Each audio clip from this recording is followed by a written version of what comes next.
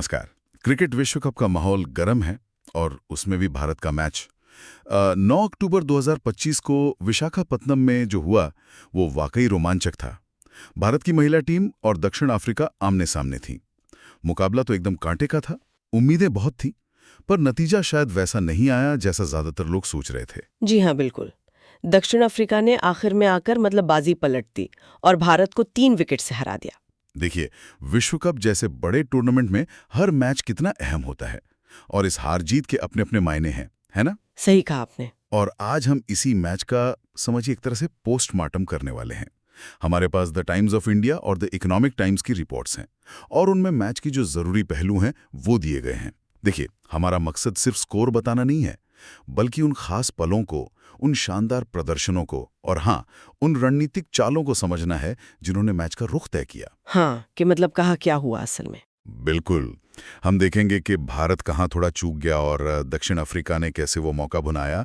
तो विशाखापट्टनम की बात करें, टॉस भारत ने जीता, पहले बल्लेबाजी चुनी, स्कोरबोर्ड पर 250 पार का आंकड़ा लगाया भी। लेकिन कहानी सीधी नहीं थी, काफी उतार चढ़ाव थे। तो चलिए इस दिलचस्प मैच की गहराई में उतरते हैं।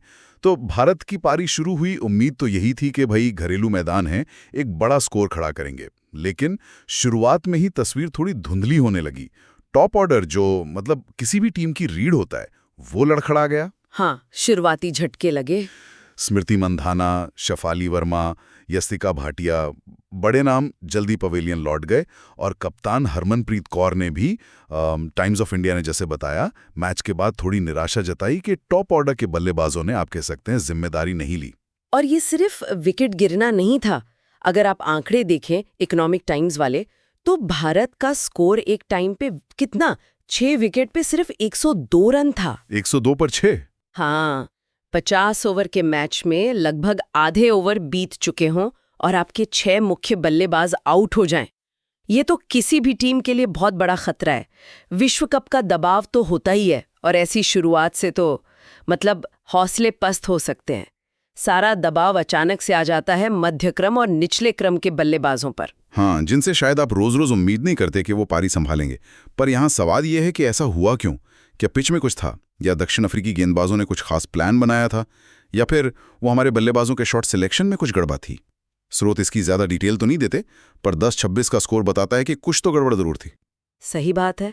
ऐसी स्थिति में अक्सर क्या होता है, या तो टीम पूरी तरह बिखर जाती है या फिर कोई उम्मीद से परे हीरो सामने आता है। और इस मैच में हमें दूसरा वाला नजारा देखने को मिला। हाँ, और यही दिलचस्प बात है। ये जो संकट के पल होते हैं ना, यही किसी खिलाड़ी के कैरेक्टर और उसकी क्षमता की असली परीक्षा लेते हैं।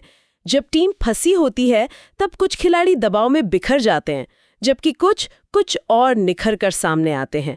और इस मैच में वो निखार हमें ऋचा घोष के रूप में दिखा। बिल्कुल, जब ऋचा घोष क्रीज पर आई, हालत बहुत नाजुक थी। हार का डर साफ दिख रहा था, लेकिन उन्होंने जो पारी खेली उसे सिर्फ बचाव कहना तो बिल्कुल गलत होगा। इकोनॉमिक टाइम्स बताता है कि उन्होंने सिर्फ 77 गेंदों का सामना करके 94 रन बना डाले। 94 रन 77 गेंदों में, कमाल की स्ट्राइक रेट। हाँ, ये एक जबरदस्त जवाबी हमला था, एकदम काउंटर अटैकिंग जिसे कहते हैं। उन्होंने न सिर्फ विकेट गिरने का सिलसिला रोका, बल्कि स्कोरबोर्ड को भी तेजी से आगे बढ़ाया। ऐसा लग रहा था मानो वो, हाँ, बिल्कुल अलग ही लय में थी, वो किसी अलग ही पिच पर बल्लेबाजी कर रही हो। और देखिए, उनकी पारी की अहमियत सिर्फ रनों से कहीं ज्यादा थी। उन्होंने दिखाया कि दबाव को सोखना कैसे है और फिर उसे विरोधी टीम पर वापस कैसे डालना है। लेकिन इस पारी का एक और पहलू है जो इसे ऐतिहासिक बनाता है। टाइम्स ऑफ इंडिया के मुताबिक ऋचा घोष का ये स्कोर महिला वनडे इंटरनेशनल क्रिकेट के इतिहास में नंबर 8 या उससे नीचे बल्लेबाजी करते हुए किसी भी खिलाड़ी का बनाया सबसे बड़ा स्कोर है। क्या बात है, ये तो अविश्वसनीय है। नंबर 8 पर आकर जब टॉप ऑर्डर पूरी तरह फेल हो चुका हो जी, और तब आप ऐसी रिकॉर्ड तोड़ने वाली पारी खेल दें, ये क्या बताता है? ये सिर्फ ऋचा की अपनी प्रतिभा है या फिर महिला क्रिकेट में कुछ बड़ा बदलाव आ रहा है? मेरे ख्याल से ये दोनों का मिश्रण है। देखिए, ऋचा घोष की प्रतिभा और उनका टेम्परामेंट, खासकर दबाव में खेलने की उनकी जो क्षमता है, वो तो कमाल की है ही। लेकिन हाँ, ये एक बड़े ट्रेंड की तरफ भी इशारा करता है। आजकल महिला क्रिकेट में भी टीमों की बल्लेबाजी में गहराई बढ़ी है। हाँ, ये तो दिख रहा। T20 क्रिकेट का असर है शायद। निचले क्रम के बल्लेबाज भी अब तेजी से रन बनाना और मैच फिनिश करना सीख रहे हैं। अब टीमें सिर्फ टॉप 4-5 पर ही निर्भर नहीं हैं। ऋचा जैसी पारियां ये दिखाती हैं कि निचले क्रम के जुझारू खिलाड़ी भी मैच का पासा पलट सकते हैं, और ये चयनकर्ताओं और टीम मैनेजमेंट के लिए भी एक संदेश है कि भाई निचले क्रम में भी पावर हिटिंग और मैच जिताने की क्षमता वाले खिलाड़ियों को तैयार करना कितना जरूरी है। हाँ, ये बात तो माननी पड़ेगी। ऋचा घोष की उस पारी ने भारत को न सिर्फ एक बहुत बुरे स्कोर से बचाया, बल्कि एक लड़ने लायक टोटल तक पहुंचा दिया, लगभग 251 रन्स। और तब लगा कि शायद मैच में अब भी जान बाकी है। भारतीय पिचों पर 250 से ऊपर का लक्ष्य चेज करना आसान नहीं होता, खासकर जब आपके पास अच्छे स्पिनर्स हों। सही कहा। 251 का स्कोर ऐसा था कि अगर भारत अच्छी गेंदबाजी और फील्डिंग करता तो मैच बिल्कुल जीत सकता था।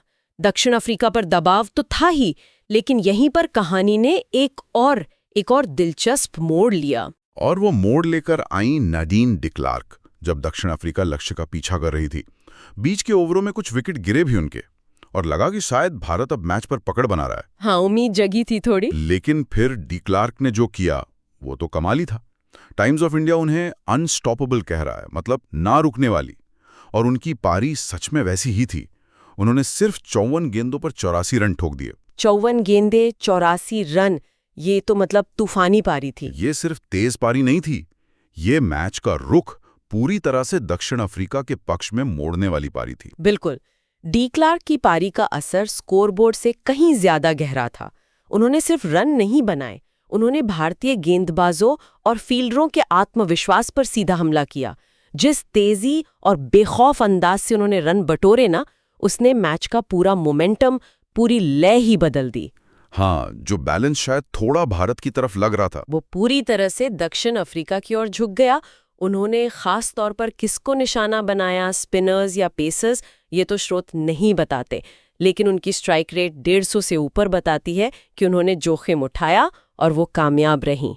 और जब कोई बल्लेबाज ऐसी लय में आ जाए तो कप्तान और गेंदबाजों के लिए बड़ी मुश्किल हो जाती है। क्या प्लान बदलें, फील्ड कहाँ लगाएं, कौन सा गेंदबाज काम करेगा। ऐसा लगा कि शायद भारतीय टीम डी क्लार्क के इस हमले का जवाब ढूंढने में थोड़ी पिछड़ गई। जरूरी मौकों पर विकेट नहीं मिले, या शायद कुछ रन थोड़े आसानी से चले गए। और यहीं पर वो बड़े मैचों में दबाव झेलने की क्षमता का फर्क साफ नजर आता है। दक्षिण अफ्रीका ने, खासकर डी क्लार्क ने, दबाव को बेहतर तरीके से संभाला। लक्ष्य का पीछा करते हुए उन्होंने रन रेट को कभी हाथ से निकलने नहीं दिया। दूसरी तरफ भारतीय टीम, जो शायद पहले बल्लेबाजी के झटके से पूरी तरह उभरी नहीं थी, गेंदबाजी में वो धार या वो कंट्रोल नहीं दिखा पाई जिसकी जरूरत थी। टाइम्स ऑफ इंडिया की रिपोर्ट में हरमनप्रीत का कहना है कि गेंदबाजों ने प्लान के मुताबिक गेंदबाजी नहीं की, वो इसी तरफ इशारा करता है। बिल्कुल। तो क्या ये सिर्फ डी क्लार्क की अपनी व्यक्तिगत प्रतिभा थी जिसने मैच छीन लिया, या दक्षिण अफ्रीका की पूरी टीम ने मिलकर अच्छा खेला? देखिए, डी क्लार्क की पारी तो निर्णायक थी ही, इसमें कोई शक नहीं। उसके बिना दक्षिण अफ्रीका के लिए जीतना बहुत मुश्किल होता। लेकिन क्रिकेट है तो टीम गेम ही। डी क्लार्क को दूसरे छोर से भी थोड़ा साथ मिला होगा, सिंगल डबल चलते रहे होंगे जिससे उन पर से दबाव हटा। और हाँ, दक्षिण अफ्रीका की गेंदबाजों ने पहले भारत के टॉप ऑर्डर को सस्ते में आउट करके जो प्लेटफॉर्म तैयार किया था, उसे भी हम भूल नहीं सकते। हाँ, वो भी अहम था। लेकिन हाँ, बड़े मैचों में अक्सर ऐसा होता है कि एक या दो खिलाड़ियों का असाधारण प्रदर्शन ही हार जीत का अंतर तय कर देता है, और इस मैच में वो खिलाड़ी डी क्लार्क थी। ये बात तो है, एक खिलाड़ी का स्पेशल दिन पूरी टीम की रणनीति पर भारी पड़ सकता है। तो अगर हम इस पूरे मैच को समेटें तो मुख्य सबक क्या निकलते हैं? भारत के लिए क्या सीखने वाली बातें हैं? भारत के लिए तो सबसे बड़ी चिंता यकीनन टॉप ऑर्डर की नाकामी होगी। विश्व कप जैसे टूर्नामेंट में आप हर बार निचले क्रम से चमत्कार की उम्मीद नहीं कर सकते। टॉप 3-4 बल्लेबाजों को ज्यादा निरंतरता और जिम्मेदारी दिखानी होगी। हाँ, कंसिस्टेंसी चाहिए। दूसरी बात, अपने घर में 250 जैसा स्कोर डिफरेंट ना कर पाना, ये भी एक चेतावनी है। गेंदबाजी और फील्डिंग में, खासकर दबाव के पलों में, और ज्यादा अनुशासन और सटीकता की जरूरत है। प्लान तो बनते हैं, पर उनको अमल में लाना वो ज्यादा जरूरी है। लेकिन सिक्के का दूसरा पहलू भी देखना चाहिए। ऋचा घोष की पारी वो एक बहुत बड़ा पॉजिटिव है। ये दिखाता है कि टीम में लड़ने का जज्बा है और निचले क्रम में भी मैच जिताने की क्षमता है। शायद ये भविष्य के लिए टीम कॉम्बिनेशन पर सोचने का एक नया नजरिया देता है। बिल्कुल। और अगर दक्षिण अफ्रीका के नजरिए से देखें तो ये उनके लिए एक बहुत बड़ी जीत है। भारत को भारत में हराना, वो भी विश्व कप में। ये उनके आत्मविश्वास को कई गुना बढ़ा देगा। हाँ, कॉन्फिडेंस बूस्टर होगा उनके लिए। ये जीत दिखाती है कि उनकी टीम में दबाव में लक्ष्य का पीछा करने की क्षमता है और उनके पास डी क्लार्क जैसी मैच विनर है जो किसी भी हालत से मैच निकाल सकती हैं। टूर्नामेंट के लिहाज से ये 2 अंक उन्हें अच्छी स्थिति में पहुंचाएंगे और बाकी टीमों को भी ये संदेश जाएगा कि भाई दक्षिण अफ्रीका को हल्के में मत लेना। तो मतलब ये हुआ कि बड़े मैचों में कागज पर कौन मजबूत है उससे ज्यादा फर्क नहीं पड़ता, बल्कि उस दिन दबाव में कौन बेहतर खेलता है ये मायने रखता है। रणनीति, योजना सब ठीक है, लेकिन अंत में अक्सर व्यक्तिगत प्रदर्शन ही कहानी लिख देते हैं। हाँ बिल्कुल, एक शानदार गेंदबाजी स्पेल, एक असाधारण पारी या फील्ड में पकड़ा गया एक मुश्किल कैच, ये छोटी छोटी चीजें बड़े मैचों का नतीजा तय कर देती हैं। इस मैच में हमने देखा कि कैसे पहले ऋचा घोष ने भारत को मैच में वापस लाने की पूरी कोशिश की और फिर नाडीन डी क्लार्क ने लगभग अकेले दम पर मैच दक्षिण अफ्रीका की झोली में डाल दिया। तो कुल मिलाकर कहानी ये रही, भारत ने ऋचा घोष की रिकॉर्ड तोड़ने वाली पारी के सहारे शुरुआती झटकों से उभरकर एक ठीक-ठाक स्कोर बनाया, लेकिन नाडीन डी क्लार्क की विस्फोटक बल्लेबाजी और दक्षिण अफ्रीका के संयम ने उन्हें एक रोमांचक जीत दिला दी। विशाखापट्टनम के दर्शकों को यकीनन एक यादगार मैच देखने को मिला। निश्चित रूप से। और जाते जाते श्रोताओं के लिए एक सवाल छोड़ जाते हैं जो इसी चर्चा से निकला है। ऋचा घोष ने नंबर 8 पर आकर जो किया और जिस तरह आजकल T20 का असर ओडीआई पर दिख रहा है, क्या ये महिला ओडीआई क्रिकेट में बल्लेबाजी क्रम की जो पारंपरिक सोच है उसे बदलने का संकेत है? क्या भविष्य में हम टीमों को अपनी बल्लेबाजी लाइनअप में और ज्यादा लचीलापन और गहराई लाते हुए देखेंगे? ये जानते हुए कि निचले क्रम के बल्लेबाज भी अब मैच पलट सकते हैं, इस पर सोचना दिलचस्प होगा। अगर आपको ये वीडियो पसंद आई है तो इसे ज़रूर लाइक करें, कमेंट सेक्शन में अपना ओपिनियन बताएं और चैनल को ज़रूर सब्सक्राइब करें। मिलते हैं अगली वीडियो में, तब तक के लिए नमस्कार।